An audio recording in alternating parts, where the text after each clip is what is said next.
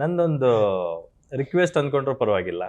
ಕನ್ನಡ ಚಿತ್ರರಂಗದಲ್ಲಿ ಒಂಥರ ಎರಡು ಕಣ್ಣುಗಳಿದ್ದಂಗೆ ಸುದೀಪ್ ಮತ್ತೆ ದರ್ಶನ್ ಅವರು.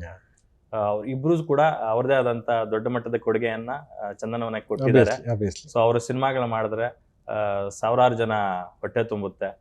ಸೊ ಇಂಡಸ್ಟ್ರಿನ ಸದ್ಯಕ್ಕೆ ಒಂದ್ ಲೆವೆಲ್ ತಗೊಂಡು ಹೋಗ್ತಾ ಇದಾರೆ. ಈಗ ಭಾರವನ್ನು ಹೊತ್ಕೊಂಡಿರ್ತಕ್ಕಂಥ ಇಬ್ರು ಸ್ಟಾರ್ಗಳು ಅವ್ರಿಬ್ರು. ಈಗ ಅವ್ರಿಬ್ರು ಉತ್ತರ ದಕ್ಷಿಣ ತರ ಆಗೋಗಿದ್ದಾರೆ.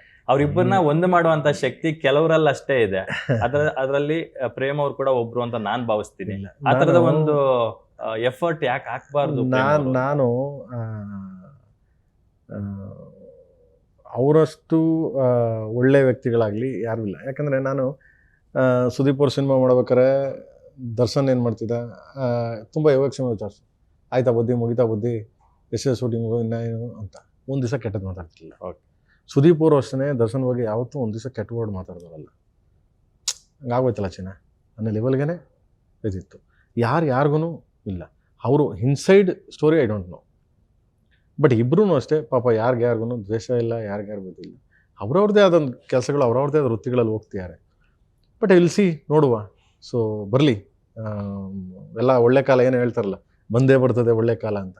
ಸೊ ಬರುತ್ತೆ, ಒಳ್ಳೆ ಕಾಲ ಬಂದೇ ಬರ್ತದೆ, ಎಲ್ಲೂ ಹೋಗುತ್ತೆ. ಸೊ ನಾನು ನೋಡ್ತೀನಿ, ನೀವು ನೋಡ್ತೀರಾ, ಸೊ ಪ್ರತಿಯೊಬ್ಬರು ನೋಡ್ತಾರೆ. 100% ವಿಲ್ ಟ್ರೈ ಮೈ ಬೆಸ್ಟ್. ಜೀವನದಲ್ಲಿ ಏನು ಅಂತೂ ನಾವು ತೊಗೊಂಡೋಗಲ್ಲ, ಏನು ಮಾಡಿ ಇಡ್ತೀವಿ ಅನ್ನೋದು ಮುಖ್ಯ. ನಾವು ಇಲ್ಲೇನು ಮಾಡಿ ಬಿಟ್ಟು ಹೋಗ್ತಾ ಇದೀವಿ ಅನ್ನೋದು ಅದು ಮಾತ್ರ ಮುಖ್ಯ ಆಗುತ್ತೆ ಜನಗಳಿಗೆ. ಏನು ತೊಗೊಂಡು, ಯಾಕೆಂದರೆ ಇಲ್ಲೆಲ್ಲ ಕ್ಷಣಿಕ ಮರ್ತು ಬಿಡ್ತಾರೆ. ಒಂದ್ಸರಿ ದರ್ಶನ ಹೇಳಿದ್ರು, ನಾವು ಏನು ಮಾಡ್ತಾ ಇದ್ದೀವಿ ಅನ್ನೋದಕ್ಕಿಂತ ಹೆಚ್ಚಾಗಿ ಏನೋ ಒಂದು ಸಣ್ಣದು ಏನು ಒಳ್ಳೆತನ ಮಾಡಿದ್ದೆ, ಒಂದು ಸಣ್ಣದು ಏನೋ ಕೆಟ್ಟದ್ದು ಮಾಡಿದ್ರೆ ಎಲ್ಲ ಮರ್ತೋಗ್ಬಿಡ್ತಂತೆ. ಜನ ಅಷ್ಟು ಮೆಮೊರಿಬಲ್ ಹೊಸ ಇದಕ್ಕೆ ಹೊಂಟೋಗ್ಬಿಡ್ತಾರೆ. ಅದಕ್ಕೆ ಬರಲಿ, ಬಂದ ಮೇಲೆ ಅದ್ರ ಬಗ್ಗೆ ಎಲ್ಲ ಯೋಚನೆ ಮಾಡೋಣ.